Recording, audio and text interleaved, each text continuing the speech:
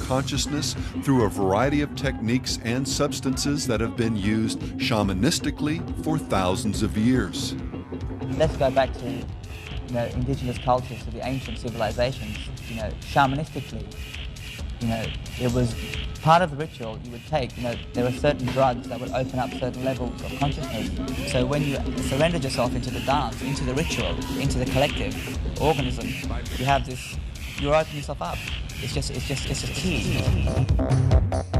On his website, Decker is very specific about the means by which his band will help his audience open up.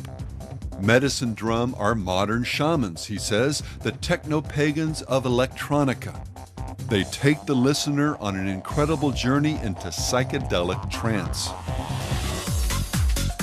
And Decker has loads of company.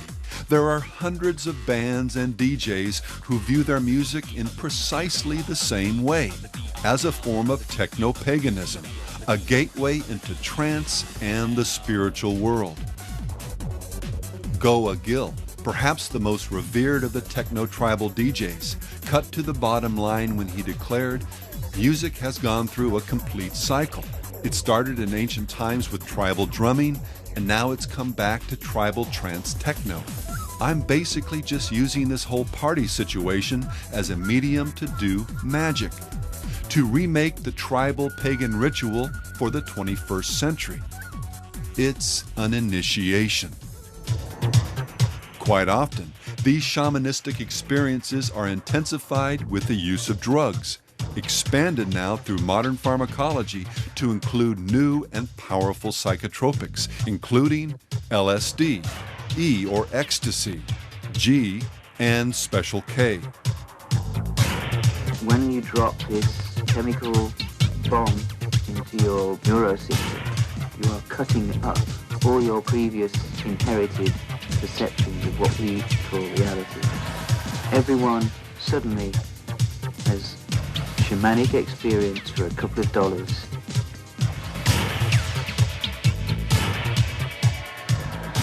And then there's the use of light and sound to manipulate.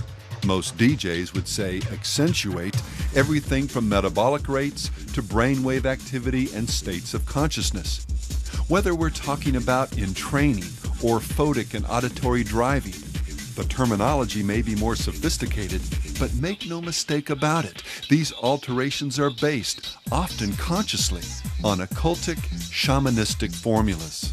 Indigenous rituals performed by shaman in the Peruvian Amazon and stuff, they would beat a drum at a certain number of wave cycles per second. In modern club culture and in seeing modern club events and modern rave events and things like that, you're seeing people entrained in the same brain state. You've got strobes, you have lighting that everyone's taking in, you have big time photic driving, and the music is auditory driving. That's why people get so excited for a rock concert and tear up the seats. It's because their metabolism is being governed by the bass and the rhythm and the light. And that's what it's all about. It has reduced down in the West for the first time to a ritual which admits to and utilizes the most arcane and ancient methods for achievement of altered states and a celebration of that contact with otherness. But what is this otherness that ravers often come in contact with? Into what are they being reborn? Before we answer that, allow me to again say that we're not questioning people's conscious intent or their sincerity. I know that many ravers don't use drugs, and an even greater number really enjoy and are even comforted by the often sincere sense of community that a rave can produce. And compared to the brain deadness of a hardcore mosh pit, a rave can seem even sublime. But sincerity and New Age goosebumps are not the ultimate arbiters of truth. As always, we need to look at both the methodologies and the fruit through the lens of Scripture. And in that context, what we find once again departs from the true faith and gives clear heed to deceiving spirits and doctrines of demons. Not only do we find drug abuse, including the not infrequent overdose, not only do we encounter sexual immorality, sometimes reaching levels that rival the orgies of the ancient cult of Dionysus, Anyone can be enlightened. but preeminently, whenever spirituality becomes open and ritualized, it invariably clothes itself in the garb of pagan and Eastern religions. You've seen him a million times, the dancing deity in the ring of fire, the image of the Hindu god Shiva. In searching for my personal connection to best explain these roots of trance dancing from ancient India, I felt I needed to go deeper than books. I felt the need to invoke Shiva. So last night, as I prepared to go to a party at the Dimension 7 warehouse in San Francisco, I considered my intention for the evening. I wanted to become a sacred temple dancer. I knew I was on target when I arrived and immediately was greeted by a large bronze statue of Shiva dominating the altar in front of the DJ. Shiva had indeed been invoked. The magic had been spun, and the time had come for me to experience my devotional dance. The techno beat morphed in my head, the mesmerizing drone of devotional songs being repeated over and over again. Ecstatically allowing the trance to overtake me, I felt my body gyrate in unfamiliar ways that seemed as old as Shiva himself. I was able to leave my body and observe myself in this new, old incarnation. The trance dance spiraled me into the deep meanings of these movements. So this must have been the justification for the nights of wild sex I've read about in those Hindu temples. It is obvious to me that they were also in the trance, induced by the rhythmic music of their own blissful states. I wondered what local concoctions the devotees imbibed. After all, Shiva is the god of sex and drugs and rock and roll. Within the warm, protective womb of Western, specifically Christian culture, these heartfelt observations may read like nothing more than a recipe for personal enlightenment. But both the Bible and the cultures that live within the full force of these demonic doctrines declare otherwise. There is a way that seems right to a man, but its end is the way of death.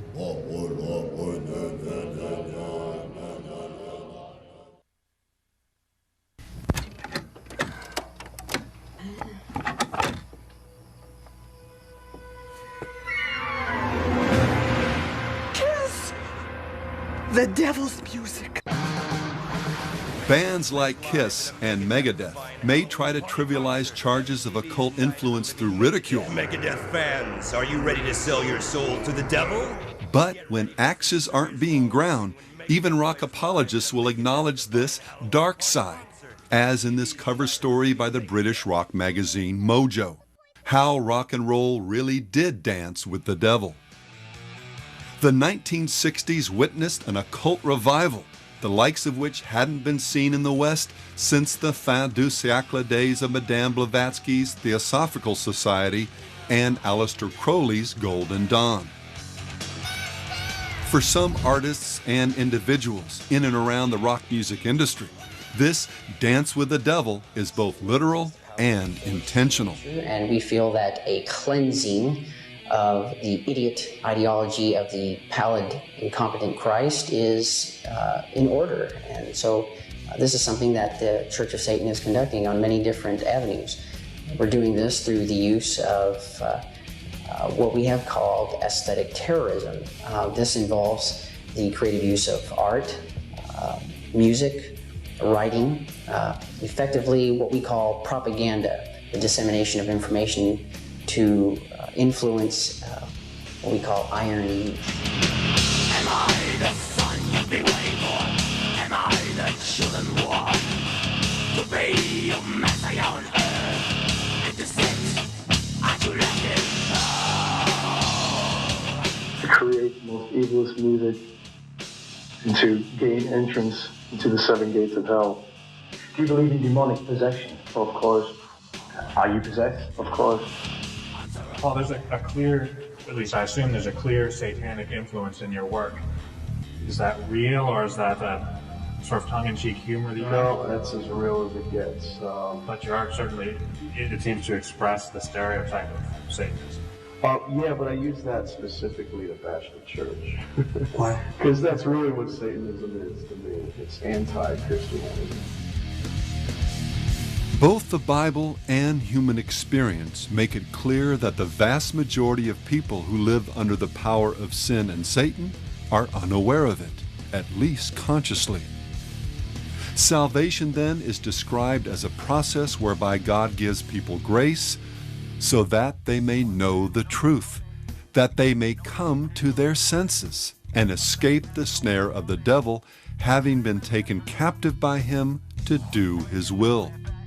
The Scriptures also address how these same senses can be progressively seduced until people can't tell, spiritually speaking, up from down, their right hand from their left, as they walk as the Gentiles walk, in the futility of their mind, having their understanding darkened.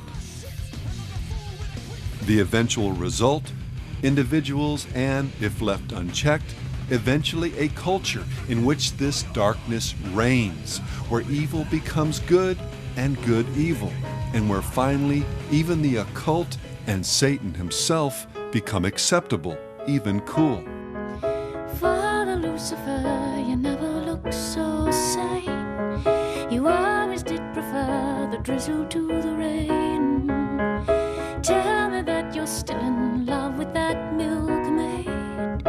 How the Lizzies, how's your Jesus Christ been hanging?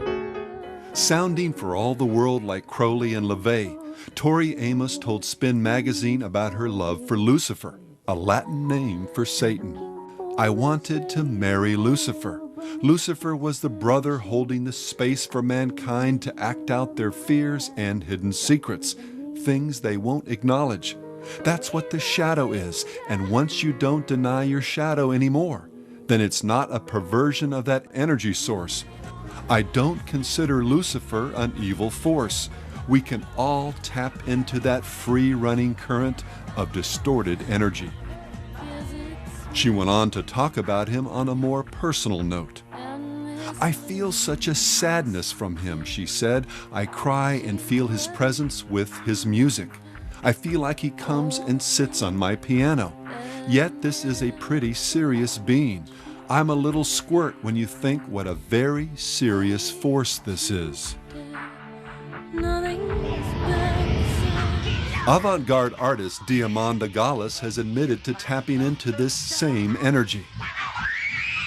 Before performances, I used to say prayers to the devil. It was like making a connection to some source of power so that I could do what was not socially accepted.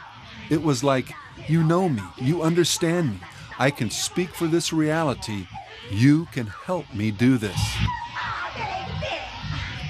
Among her many blasphemous recordings, writings, and performances is her interpretation of Baudelaire's The Litanies of Satan, which includes the final prayer in French,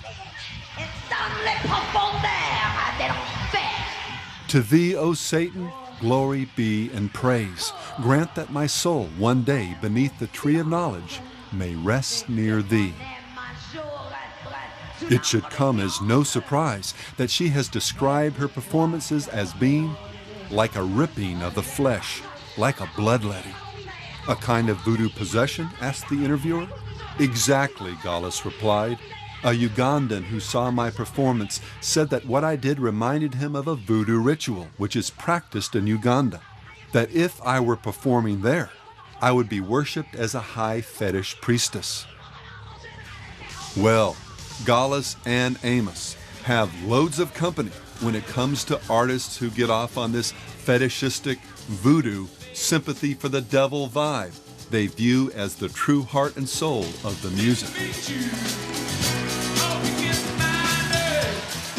Robert Palmer glowingly described it as the central rock and roll paradigm, a kind of voodoo rooted in a vigorous tradition of celebrating nature and spirit that's far removed from the sober values of Western culture.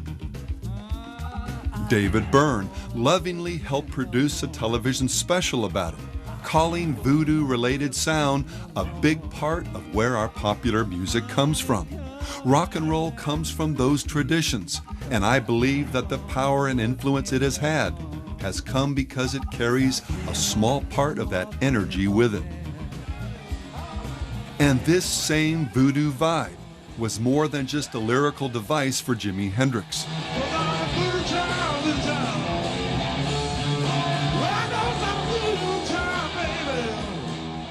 A percussionist from West Africa who often played with the guitar god observed that many of the signature rhythms Jimmy played on guitar were very often the same rhythms that his father played in voodoo ceremonies. And while for many all this may sound cool, dark, and mysterious, in the end it will be seen for what it is, a snare of the devil, where people ultimately become captive to his will. Now, one of the biggest things about him was he believed that he was possessed by some spirit, and I got to believe it myself, and that's what we had to deal with all the time. And he was very humble about discussing it with people because he didn't want people to feel like he was being pretentious and so on. But he really believed it, and he was wrestling with it constantly. Yeah, he used to always talk about some devil or something was in him, you know, and he didn't have any control over it. He didn't know what made him act the way he acted and what made him say the things he said, and songs and different things like that just come out of him, you know, and he'd say, I don't know what come over me, you know, I really can't understand it. And, you know, he used to just grab his hair or something, or put his hair and just stand in the mirror or cry or something. Oh, Lord, it was so sad when he would cry. It seemed like, to me, he was so tormented and just torn apart, and like he really was obsessed, you know, with something really evil. And finally, this embrace of the occult has led to a curious phenomenon described in the Bible. The light has come into the world, and men love darkness rather than light because their deeds were evil.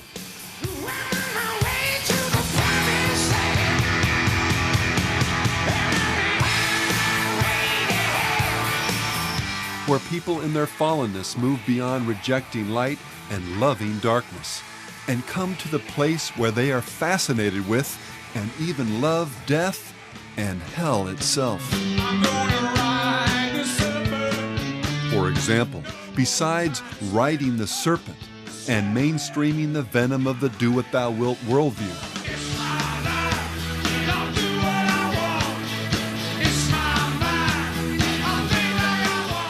Rock and Roll Hall of Famer Eric Burdon has also come face-to-face with the spiritual entities that slither beneath the surface.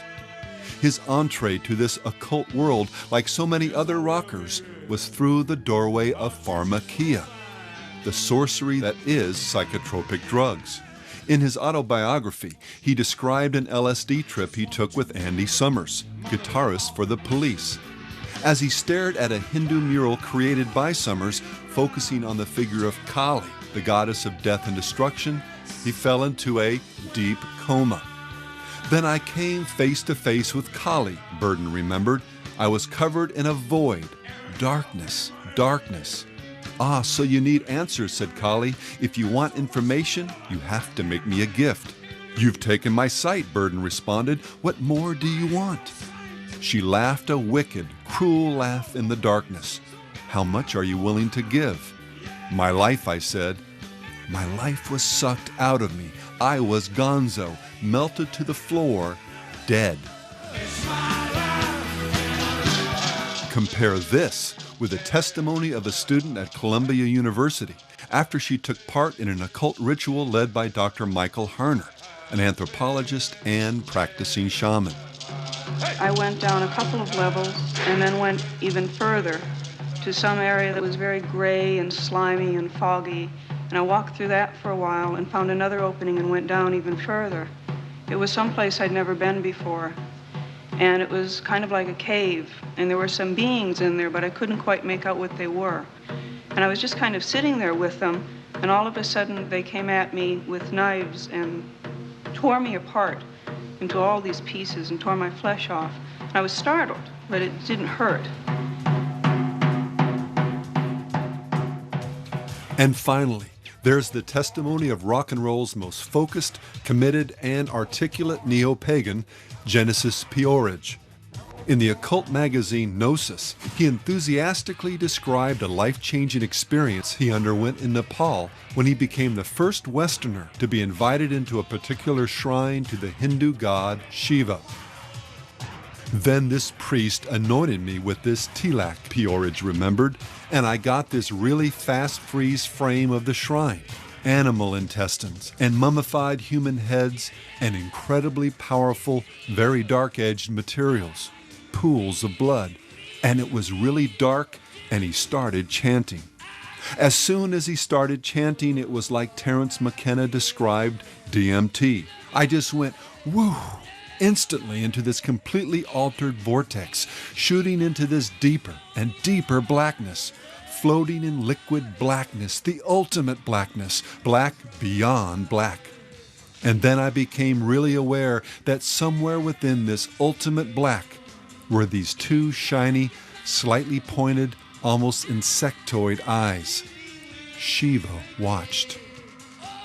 After years of studying the occult traditions of Crowley and Austin Osman Spare, of ingesting powerful psychotropics and practicing sex magic, ritual cutting, tattooing and piercing, cross-dressing, filing his teeth, presenting occultic and obscene performance art, playing the techno-shaman, putting the satanic Enochian calls to music, and relentlessly blaspheming God, Peorage was finally ready to come face to face with the spirit behind it all. And he consciously did what so many others do unconsciously. He embraced the darkness. Looking again at John's Gospel, and this is the condemnation, that the light, Jesus, has come into the world, and men love darkness rather than light, because their deeds were evil. And let me say something here in closing. Don't write off Peorage, or any of the other people we've just looked at, as some nutcase from whose life you can't draw any personal inferences. All he's done is go for the gusto, taking the essence, the ideas that gave rise to our modern rock and roll world, and then just chase them to their logical limits. To put it another way, he's splashing about in the deep end of the pool of do what thou wilt rebellion, while most moderns just dangle in their feet or wait about in the shallow end. But whether you dive in or just dip, you still belong to the same club. And one day, unless you repent, give up your membership, you'll find your eternal destiny in the same place of which Eric Burden, our Columbia University student, and Genesis Peorage caught but a glimpse. What is the alternative to death, being torn apart by demons and infinite blackness?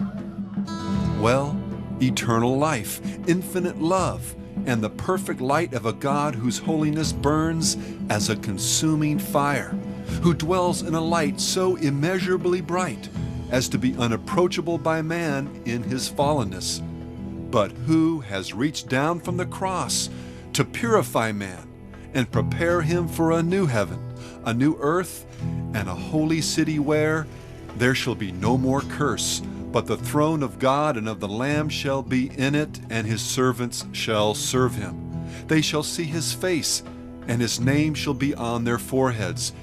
There shall be no night there. They need no lamp nor light of the sun, for the Lord God gives them light, and they shall reign forever and ever. And as a living testimony of God's light and grace, among his servants are those who once proudly bore the marks of the beast. I was really angry, and I hated everyone and everything, and I basically wanted to murder the world. I wanted everybody to just die. I wanted everybody to suffer like I was suffering. And I wanted the power to make them suffer. This will give you an idea of where I was coming from. I still am fighting a constant battle between what is good and what is evil in me. Evil is winning to my extreme joy, but the good is not easily defeated. But I know in my heart that evil will prevail in the end. Blessed be the darkness, is what I said at the time. Today I formally and finally renounce all good and pledge my allegiance to evil. Long live the dark ones. Praise be to all evil. Satanism according to Anton LaVey and according to Satan in all truth, is meism. It has nothing to do with worshiping anybody else. That's the definition of Satanism in the truth. The funny thing about it is I didn't know I was a puppet. I thought I was the puppet master. I mean, the hat was wearing me. The costume I thought I was wearing me. To seek your own will is to seek the will outside of God. God is life. Jesus Christ said, I am the way, the truth, and the life. Your way is dead way. I mean, it's suicide, is literally what it is. It might not matter to you now. It might not matter to you to the day you breathe your last breath. But it will matter. You will regret it. You will be sorry. And I hope it's on this side of the grave, because if it's on the other side, you're going to be sorry forever. A lot of you have heard this song, I'm sure. But it's true. I once was lost, but now I'm found. Once was blind, but now I see.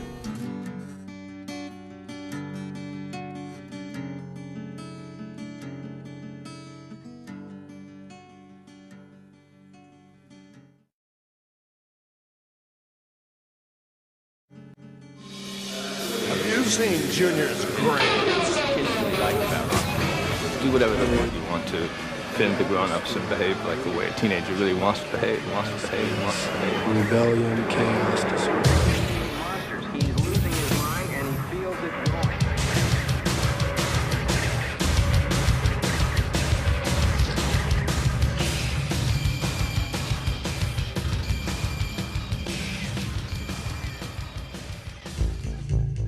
A quiz. Test your powers of discernment by answering the following question.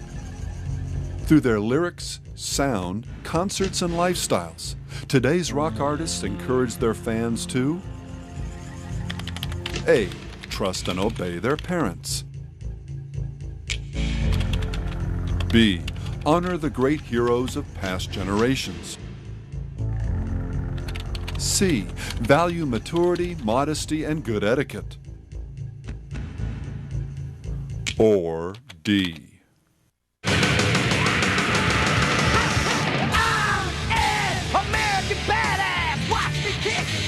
Some people say this music is loud, stupid, excessive, vulgar, and appeals to the basest animal instincts.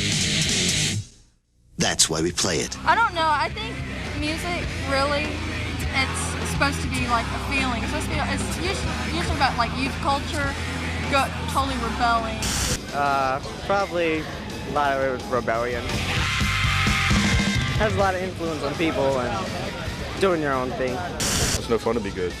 You got, you gotta let loose and you gotta do rules. I guess it's kind of a cliche, but rules are meant to be broken, I guess, is what they say. Rock and roll's always kind of been rebellious. I don't know, it's supposed to bug your parents, I guess. What do your parents think of ICP? They fucking hate them, but f*** them. In my opinion, rock and roll is more of a rebellious type music than it is stay in school, go get good grades, I don't know, but I like it. To say that rock celebrates rebellion is like noting the sky's blue. Spin the radio dial or plop down in front of MTV anytime, day or night, and you'll be hit right between the eyes with what one prestigious rock magazine called rock's essential core, a core of rebellion, sexuality, assertion, and even violence. All the things that have always been unacceptable to a ruling establishment. Once that vigorous, horny-handed core is extracted from rock and roll, you're left with little more than music. As Details magazine observed after covering one of the many music festivals that have come to dot the summer's landscape, so what did we learn? We learned that old rock and roll devils will strip off their clothes. We learned to shout, F the police. We learned that, should a waft of passion come into our lives, we should just scream, let's get butt naked and blank.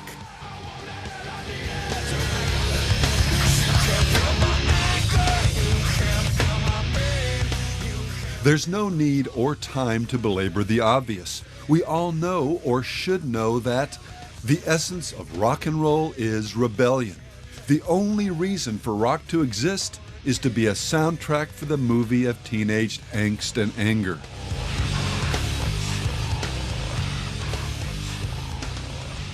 A far more interesting as well as profitable line of investigation is to try and understand something of the spiritual implications of this rebellion. Where did it come from? What are its byproducts? Where is it leading us? Is teenage angst and anger just a fact of life like zits, and the music just a harmless way of venting aggression? Or is the truth heavier than that? Well, we could spend hours and still not do justice to this issue. But let's try to gain at least some general insights into these important questions by briefly examining a few key dynamics in our culture's love affair with rebellion. Before we get started, though, we need to make an important distinction. By rebellion, the Bible means anarchy and lawlessness, not the resistance of good against evil. God doesn't want blind submission to the earthly status quo.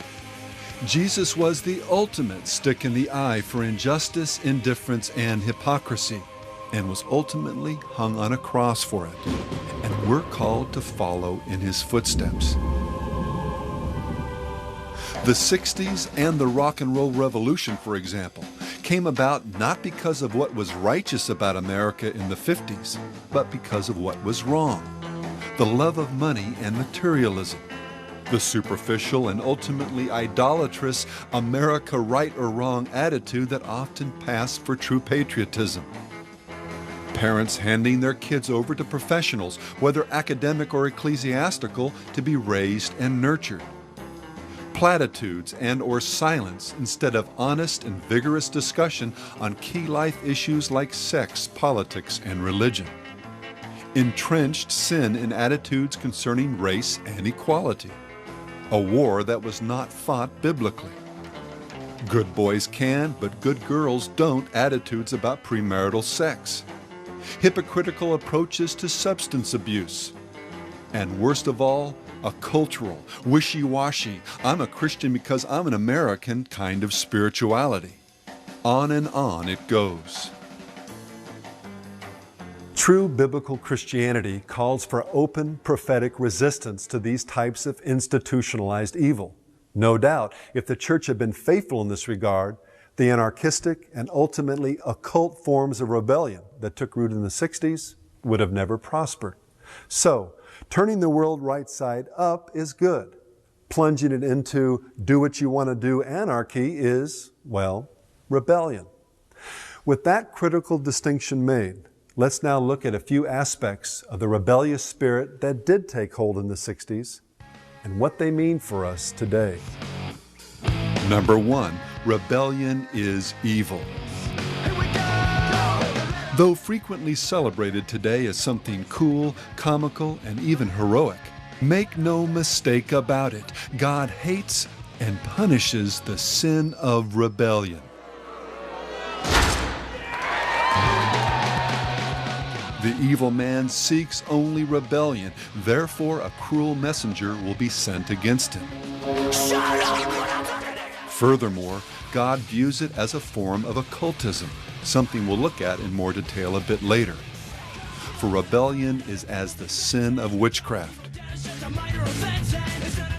Lastly, while all rebellion is serious, there's one specific type that especially tears at the fabric of divine order. Honor your father and your mother. To rebel against, to dishonor one's parents is so abominable to God that cursing or striking them, as well as other extreme forms of protracted rebellion against parental authority, was a capital offense in Old Testament Israel. Shut up, slut, you're causing too much chaos. Just bend over and take it like a slut, okay, ma? Oh, now he's raping his own mother, abusing a horse, snorting coke, and we gave him the Rolling Stone cover? In this context, one shudders to think how God views rapper Eminem's rebelliousness, as well as the millions of fans who feed off his depravities. And there's a million of us just like me, who cuss like me, who just don't give a like me, who dress like me, walk, talk, and act like Hit her with the skateboard. Parents and their authority have become a primary target for the grotesque defiance that courses through the world of rock and roll.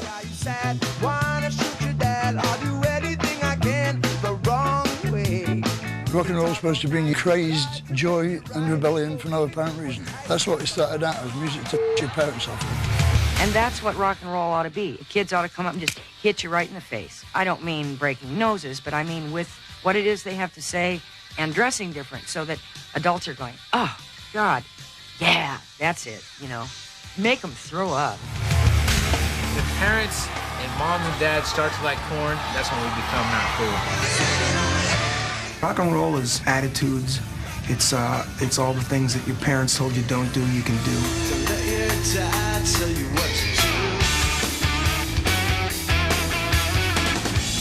Just get high in middle school. Get the middle class. This middle age.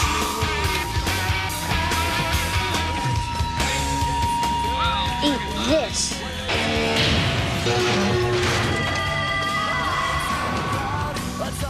Green Day's Billy Joe Armstrong once advised an audience, "When you go home, I want you to eat your parents."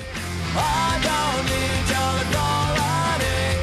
Down with the moral majority. 'Cause I wanna be I'm not allowed to listen to him when she's home, but, you know, I don't care. They hate it, but I still go. I don't give a what they say. This is rock and roll. Parents always hate rock and roll. It's in custom. If parents like rock and roll, it must suck. Just keep this in mind. They're playing our CDs when you're not home.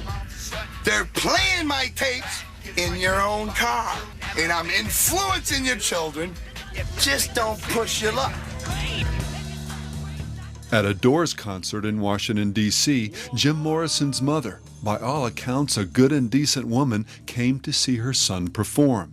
His only acknowledgement was to stare at her as he sang the infamous words to the song, The End, "Mother, I want to blank you."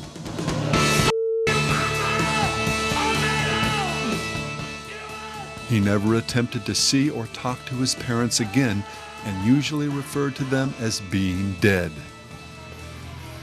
As Perry Farrell said when asked by Rolling Stone for his secret to happiness, "Move as far away from your parents as you can, because I feel like I have no parents. I do what makes sense in my head." Number 2, rebellion is inane, hypocritical, and doesn't work. Not only is this dishonor your parents attitude among the worst types of sin, it ultimately violates the one law of God that goes so deep into the human conscience that almost nobody will deny it philosophically. That is, the golden rule. Do unto others as you would have them do unto you. Isn't it interesting how the rock and roll, do your own thing lifestyle goes out the window when suddenly it's the rock star who's the parent? Madonna, for example, became a star largely through the medium of television and music videos, getting rich selling sex and rebellion to other people's children. Now she has 2 of her own. And guess what's one of the big rules that governs her household? You've got it. She can't watch TV, and She can't watch TV? No. This irony became even more painfully obvious in a feature Rolling Stone did on Ozzy Osbourne.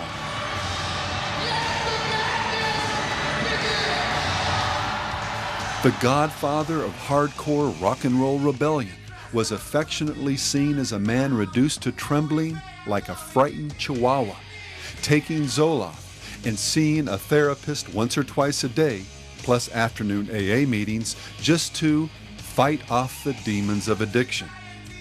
So much for rebellion as a lifestyle choice.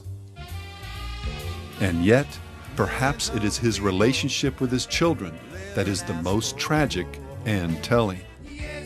Glaring down at his brood, Rolling Stone reported, he opens his mouth and says, "If you don't shut up, I'll..." He goes silent. His kids look up at him. Well, yes, what will you do? And they start snickering and giggling. For indeed, what dad-like words can he say to them? What is he, Ozzy Osbourne, legendary drug-addled Prince of Darkness, the very founder of parent-freaking-out heavy metal music, going to do? Ozzy blinks a few times. Then, in a small voice, he says, "Well, try to be quiet, will you?" To the alert observer, these ironies can reach the height of absurdity. We see Everclear at Woodstock chanting the great rock and roll mantra. All right, we got one rule. There are no rules. Have a good time. And then just moments later, ordering people. Okay, you guys got to back up now. Everybody back up. Back up! I think I'll have you repeat it after me and get us all feeling good in here. So follow me, friends. We don't give a shit! We have bands like Metallica embracing the darkness of nihilism and moral relativism.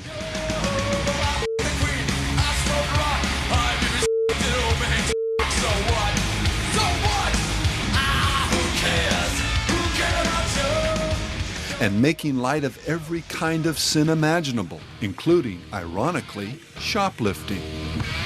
And then getting worked up about people swapping their songs on Napster without paying them royalties. You know what? Maybe I wouldn't have to whore myself out if you kids didn't steal my music. Hey, Metallica, so what? We have MTV making light of both violence and rebellion against adults in one of their network bumpers. And then broadcasting a PSA against violence. Violence, it should be noted, that featured a person being beaten with a club.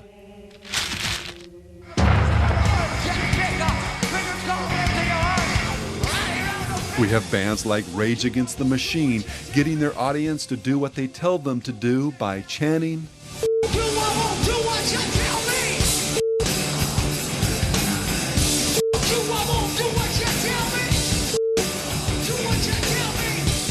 even more surreal is their hardcore advocacy of Marxist socialism, all the while getting rich and enjoying the unparalleled liberties of the very free market economy they condemn.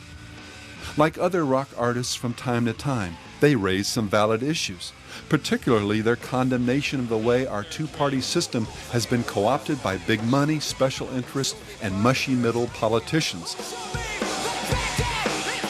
But what is their alternative? To scream, F you, to advocate unbiblical economic systems that lead to poverty and the loss of freedom everywhere it's been tried? To smash TVs and squat atop a stage prop? What the world needs is a generation that can spread the light, not whine and curse the darkness. And finally, there's the absurdity of an industry that has gotten rich promoting sins that tear at the fabric of society, and then turns around and occasionally tries to raise both money and awareness in order to help fix the very problems that the immorality associated with the music helped create in the first place. You don't have to say nothing. I know when your body wants something. R. Kelly, for example, has gotten rich singing about and promoting promiscuity, but was then lauded as a hero when he wrote a song to help fight, get this now, a largely promiscuity-based disease. And then there's Janet Jackson, an artist who's often honored as one of the good guys. Her involvement with Colin Powell's America's Promise Foundation was front and center during her Velvet Rope tour, with some of the proceeds going to help its efforts on behalf of the less fortunate. Help become a mentor for a child. Help keep our kids off the street because they really do need us. Please. But hold on. The facts are in. One of the greatest causes of poverty, poor self-esteem, and disease, the very problems the foundation is attempting to address, is sexual promiscuity and its inevitable byproducts. And what are Jackson's personal life, her music, the concert, and even the concert title filled with? Sexual innuendo, partial nudity, references to genital piercings, sex outside of marriage, bondage themes, etc.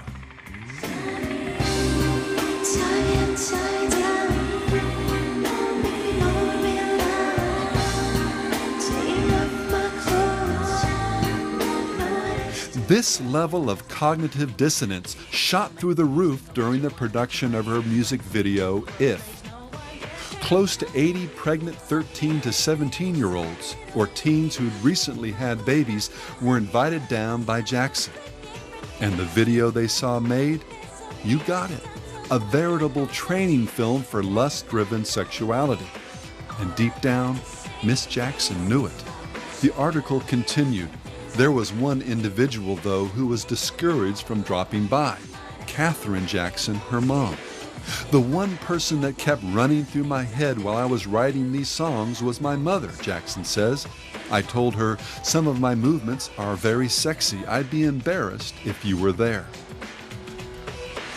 Well, she might have been able to hide her shame temporarily from her mom, but not from God, as Jesus noted when he declared, "You are those who justify yourselves before men, but God knows your hearts. For what is highly esteemed among men is an abomination in the sight of God." Number 3, rebellion is fundamentally occultic. We saw earlier that rebellion in God's sight is as the sin of witchcraft. God's wisdom in defining rebellion in this way makes perfect sense when one understands the basic difference between the Judeo-Christian cosmology and the one generally embraced by the occult and Eastern traditions. The difference can be summed up by contrasting 2 words.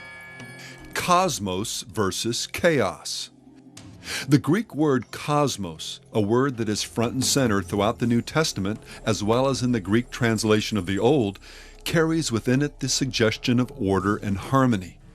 In a nutshell, the Bible presents a universe, a cosmos, created by God out of nothing and infused with a symmetry that literally, we now know, defies our comprehension in both its complexity and beauty. Guided by God's superintending hand, the pinnacle of this cosmos was and is this planet with its inhabitants. And it's here where an interesting distinction is made. The earth was without form and void, and darkness was on the face of the deep. Earth's initial formlessness or unfurnished state is quite different from the tailored order that the word cosmos suggests. But God wasn't done yet, as step by step the divine paradigm began to unfold. The Almighty spoke, and light divided darkness. Land came from the sea, life from inanimate matter, etc. The earth was beautifully furnished, and the stage set for the drama of human existence. After creating man in his own image, God took an area of land bounded by water and fashioned Eden, an incubator of sorts as well as a pattern for future expansion. This garden was adorned with everything man needed, as he was prepared for the task at hand, to be fruitful and multiply, and replenish the earth and subdue it. In other words, to make it all as ordered, as beautifully furnished as the garden paradise that was home. Well, most of us know what happened next. Man blew it, and paradise was lost. But that's not the end of the story. The Bible's essential message is the account of God's elaborate and awesomely sacrificial efforts to redeem mankind while remaining true to himself and his righteous standards of justice. And so, through the cross, we were ransomed from the penalty of sin and re-empowered, divinely enabled to get the original job done, to go into all the world and fill it with his glory, to disciple individuals and ultimately nations, to bring life from death, light to darkness, ever increasing order and harmony from the chaos of sin and destruction. The occult world, on the other hand, in this as well as in most everything else, seeks to reverse the divine order. Rather than God, chaos or emptiness is seen as the ultimate ground of being, and the material world is viewed as either illusory, Maya in the Hindu lexicon, or as in the Gnostic tradition, fallen from the true realm of the Spirit. Amid this quantum cloud of uncertainty, God and His will become either unknowable or subject to the whims of human imagination. Man is born to do what he wills, and chaos has become his midwife. All creation begins in chaos, progresses in chaos, and ends in chaos. The phenomenon of being is this self-synergizing engine of out of chaos, through creativity, into the imagination, back into chaos, out into creativity, so forth and so on. See, quantum physics gave us the real term to describe what happens when you take a powerful psychedelic plant or drug. Chaos. I like the idea of surfing the waves of chaos. I'm surfing the chaos, riding the wave in my mind. We're confused. I'm so fucking confused, man. It's all chaos. Please, man, I'm surfing the chaos like roll, baby, roll. You definitely generate an atmosphere or a mood which might be characterized as rebellion, chaos, disorder, and activity that appears to have no meaning. They have figured out the formula for chaos. Chaos is a beautiful thing.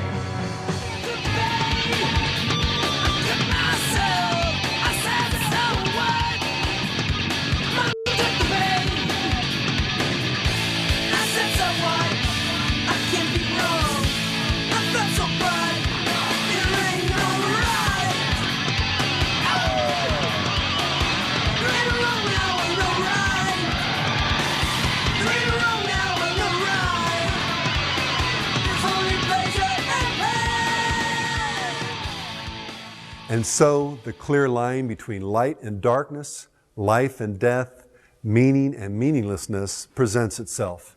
On the one hand, a cosmos, created and sustained by the Almighty, suffused with design and meaning. And our purpose in this cosmos? Well, to love God and submit to His will, to glorify and enjoy the Lord, to grow in grace and become more and more like Him in our character and in the way we think, and then to furnish the void, to, in a sense, colonize the chaos, bringing God's order where there's disorder, discovering and cherishing all that is true, good, and beautiful. And then, on the other hand, there's the embrace of chaos and a descent into the void.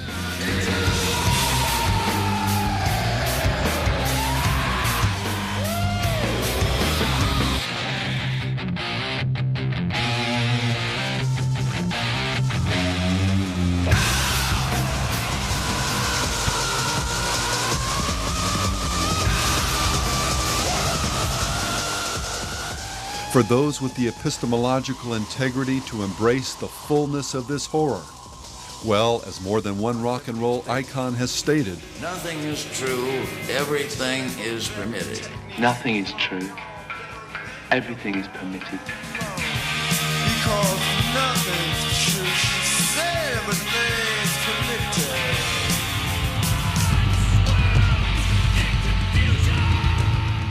and this is why rebellion is a form of occultism.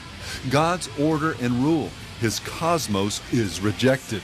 People begin to worship, to derive meaning from the creation rather than the Creator, the very foundation of witchcraft. People rebel, concoct their own so-called truths, make up their own rules. They begin to do what they want. Most dabble in their defiance, afraid to fully embrace the horror of this nothing's true, everything's permitted worldview. But dabbling with rebellion is like dabbling with theft. You may just be stealing candy, but you're still a thief. Just so, anytime we choose our will over God's, chaos over cosmos. We are rebels and moving in precisely the wrong direction. Jesus understood this as he described the spiritual war to which all of his followers have been called, and then warned what it would take to plunder the kingdom of darkness rather than be plundered by it. He that is not with me is against me, and he who does not gather with me, who does not make a conscious effort to press into Christ, scatters. Everywhere in today's music and popular culture, people are scattering, allowing spiritual entropy to drag them into the void. Artists proudly admit that they don't write real songs, they produce chaos.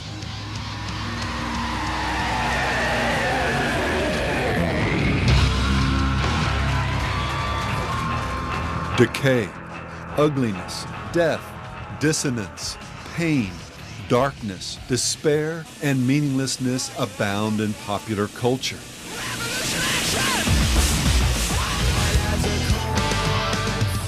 Laziness, disrespect, rioting, stupidity, irresponsibility, and perpetual adolescence are everywhere celebrated. Responsibility, what's that? I don't want to think about it. We'd be better off without it.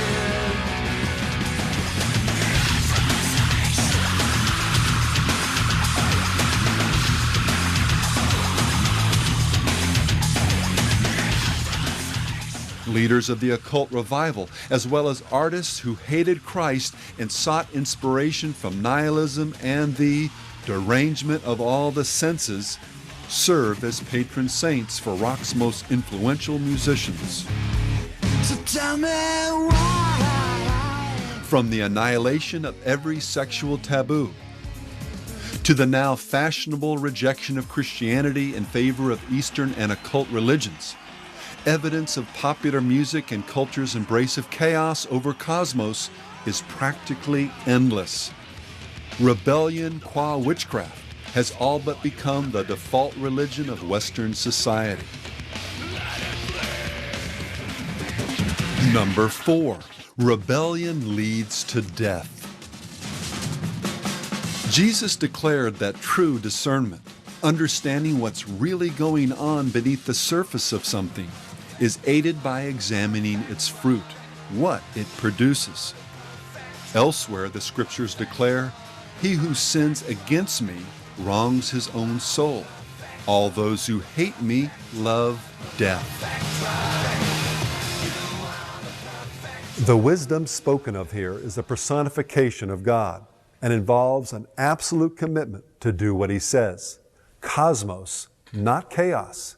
Submission, not rebellion. This is the God who is, not the great mush God concocted by our postmodern, follow-your-heart imaginations. And this God declares, warns, that one of the fruits of those who hate this wisdom is death. Well, once again, the sky's blue.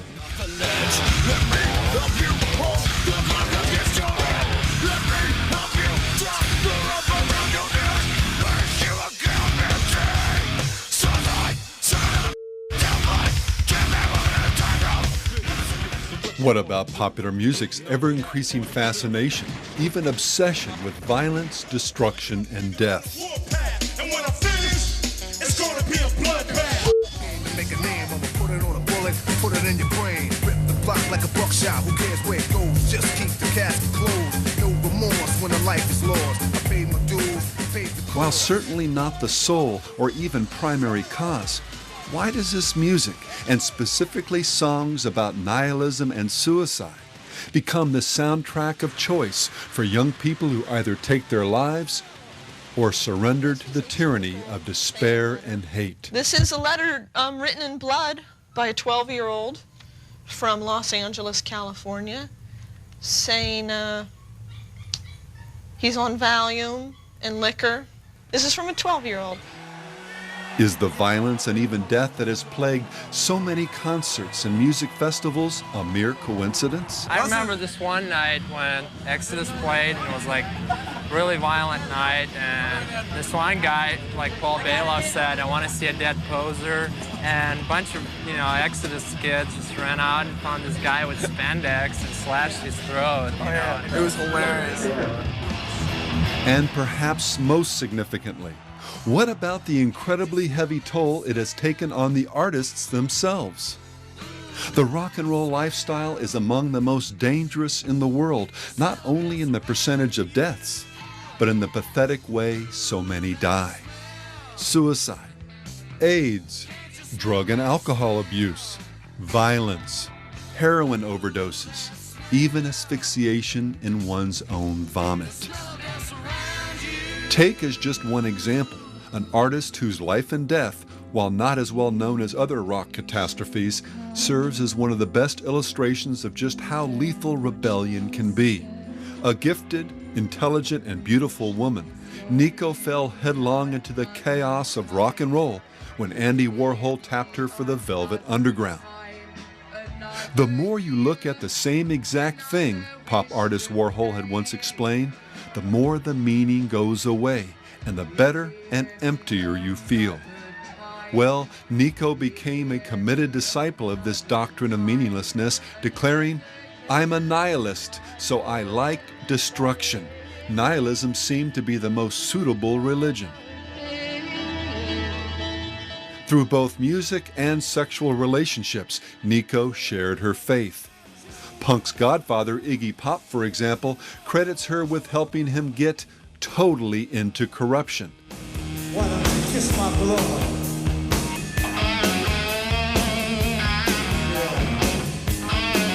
Yeah. A kiss of blood. This particular attitude that I have all stems from Nico, he told one interviewer. I was a skinny, little naive brat, and she taught me. You are not full of the poison, she said. This is not right. How can you perform when you are not full of the poison? I will help fill you with poison. Otherwise, you have nothing. We do not want to see a person on stage. We want to see a performance. And the poison is the essence of the performer. Well, eventually the poison took its toll.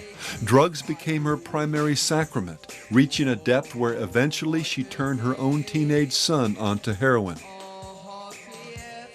Chaos destroyed cosmos, and moral absolutes were among its victims. I don't have any limits, Without truth, even art was turned on its head as ugliness became her preferred aesthetic. She was almost proud of the fact that her teeth were rotten and her hair was grey and her skin was bad and she had needle tracks all over. I mean, she liked that. That was her aesthetic.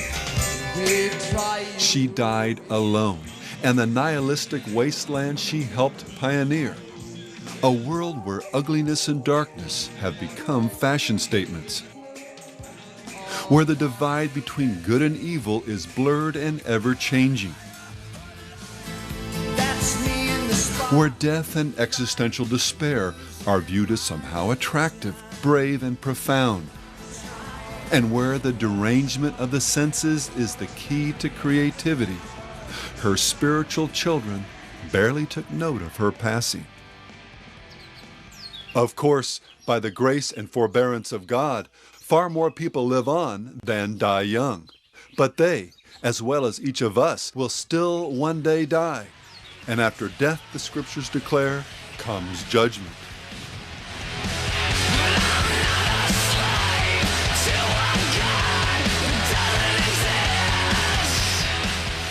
Those who have rejected God will in turn be rejected.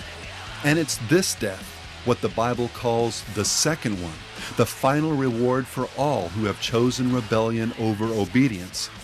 That is the only death with which each of us should be ultimately concerned.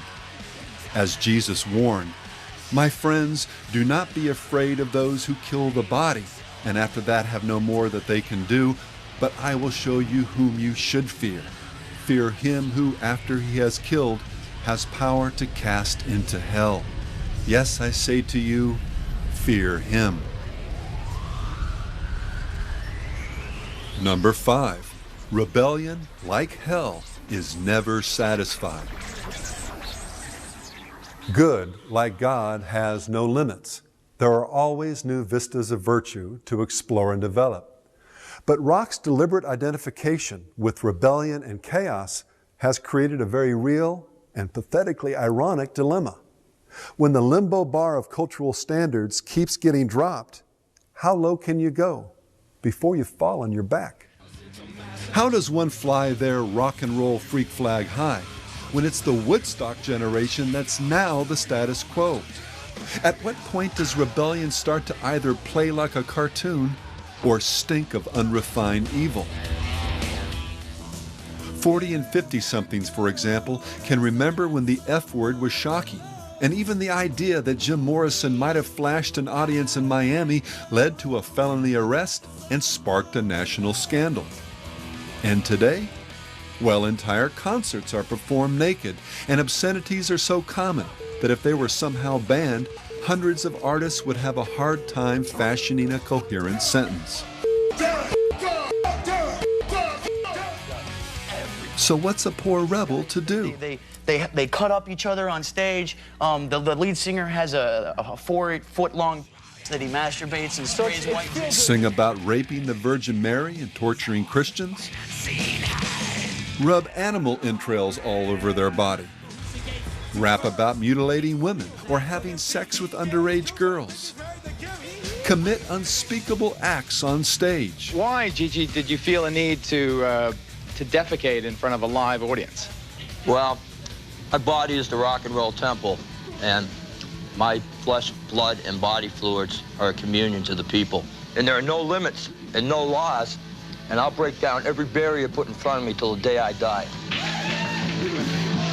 The pathetic absurdity of this cycle of satanic one-upmanship is nowhere more obvious than in the life and music of the platinum-selling rockers from Iowa, Slipknot. No doubt without fully realizing it, guitarist Mick Thompson commented on the progressive desensitization that made his band's particular brand of rebellion and nihilism a foregone conclusion. I used to watch a lot of gore movies, lots of true death videos, and at first, sure, I was disturbed by what I saw, but after a while I became numb to it. With hard music, it's the same way. People listen to Korn, and now they want something even harder. It's like a drug. And their drug? Basically 9 people working out every poison that ever infected them in their life and putting it on tape. And I hope they get a positive message for them, you know, where they don't have to answer to anything or anyone. This song is your new national anthem. This song's got surface.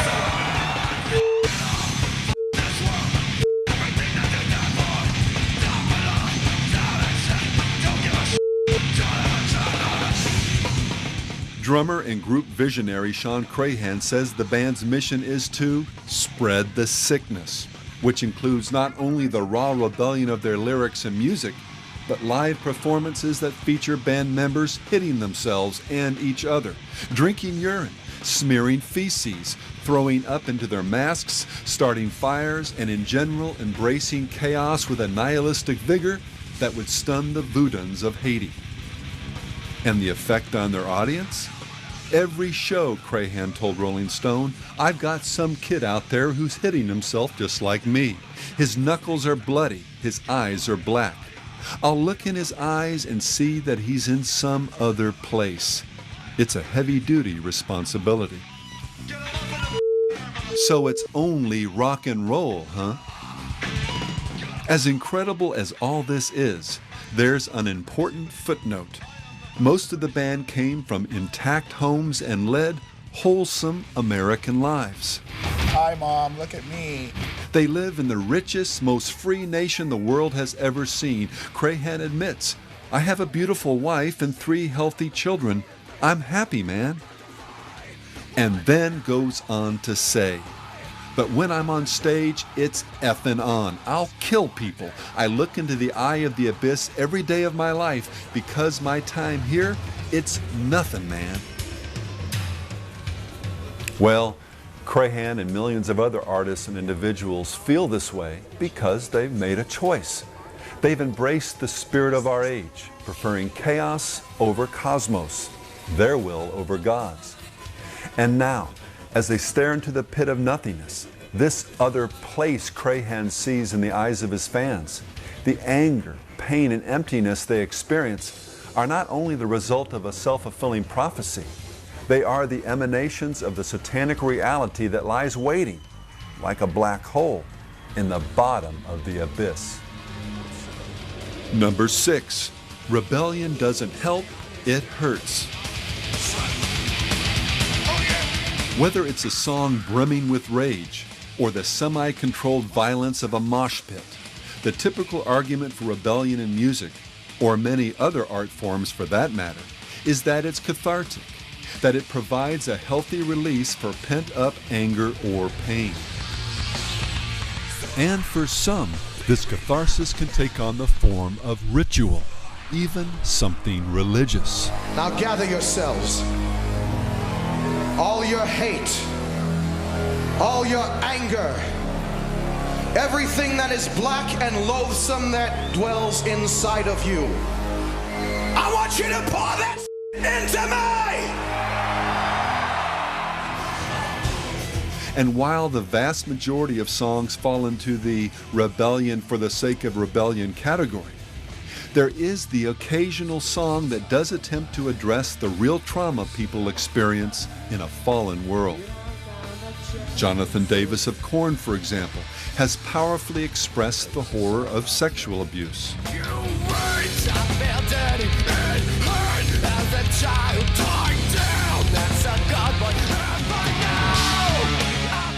And Papa Roach, among other bands, has attempted to exorcise some of the pain that results from divorce and broken homes.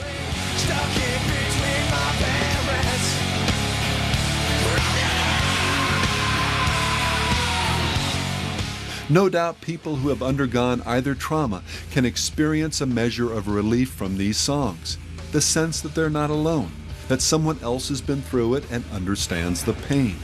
Screaming, moshing, even cutting oneself can provide, like the use of alcohol or drugs, some temporary relief. And if you're a rock star, it can also make you rich. But the root problem is never really addressed, and as we saw with Slipknot a moment ago, the nihilistic rage and despair inevitably become a self-fulfilling prophecy, producing even more poison and a sense of hopelessness. Suffocation, no breathing, don't give a if I cut my arm bleeding. Would it be wrong, would it be right?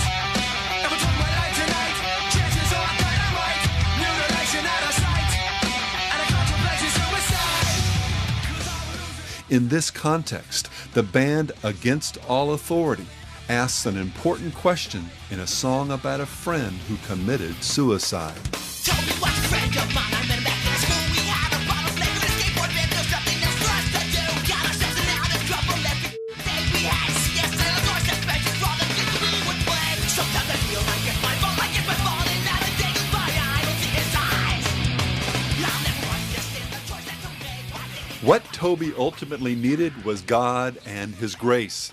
What he got instead was a bottle of liquor and a blind friend's support as he skated down the ramp of rebellion and into the abyss of chaos. And the only thing to be found there, whether now or later, is death. Every rebellious rock and roll band needs to stare into Toby's eyes, and in the eyes of millions of others just like him. To understand the bigger spiritual picture here, let's close with an analogy. As we've already seen, the Bible makes it very clear that a root problem is sin, both those we commit and the ones that are committed against us. And let me say something here. Look, in many ways, the wheels have come off our culture, and I know that many of you watching have been run over by them. Divorce, rejection, sexual abuse, violence, the lack of love and encouragement, on and on. It's a hurting world. But here's the bigger problem. Each of us is like a radio, designed by God to receive the true signal of His light and love. But because of sin and our innate drive to do our own thing, to possess this radio on our own terms, we've lost this ultimate signal. It never stopped broadcasting. It's just that we've stopped receiving the frequency. And so we begin looking for our own answers, for our own redemption, spinning the dial, looking for a signal that we like, that seems to fit our specific needs or personality, something that we can dance to. Well, rebels like rebellious music. Those with anger, angry. The lustful, lusty. And those who hurt, well, music by people who hurt. For someone who's lost and alone, these stations on the dial can provide a measure of comfort and temporal satisfaction. But ultimately, each is just a broadcast Tower of Babel, a soul-numbing distraction to keep the herd moving on down the highway to hell. God has the answer, a true signal to save us, heal us, and lead us home. But we've got to give Him control over our radio and allow Him to reset the frequency. Obedience, not rebellion, is the beginning of wisdom, and Christ's blood, not our sweat or tears, is the only way out of the valley of death.